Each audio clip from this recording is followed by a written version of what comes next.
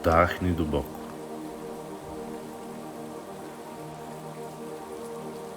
Izdahni polako. Sjeti se oluja kroz koje si prošao. Onih dana kad je izgledalo da se ceo svet ruši na tebe. Ipak, evo te danas. To znači samo jedno.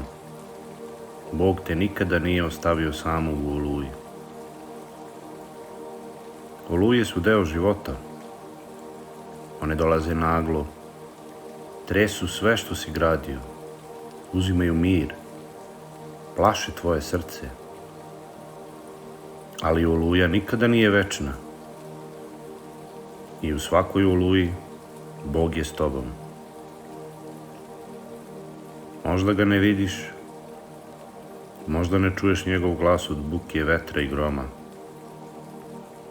Možda misliš da si sam, ali on je tu, bliži nego ikad. U tvom dahu, u tvom srcu, u snazi koju pronalaziš nijotkuda. Bog ne obećava život bez oluja, ali obećava da nikada nećeš prolaziti kroz njih sam. On stoji uz tebe kada svi odu.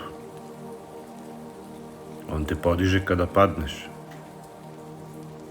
On smiruje tvoje more kada ti prestane snage da veslaš. Sećaš li se koliko puta si mislio da nećeš preživeti, a danas si ovde? Koliko puta si mislio da nema izlaza, a ipak si pronašao put? To nisi izveo sam. To je bio Bog koji je bio s tobom u oluji. Oluje su tu da te nauče da nisi samostalan, već da imaš Boga. One lome tvoj ponos, ali jačaju tvoju veru. One uzimaju prividnu sigurnost, ali ti daruju sigurnost koja nikada ne nestaje. Njega. I kada dođe sledeća oluja, seti se. Nisi prepušten.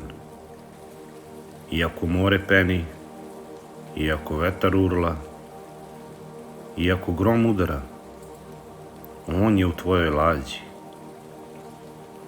I dokle god je on tu, ni jedna oluja te neće uništiti.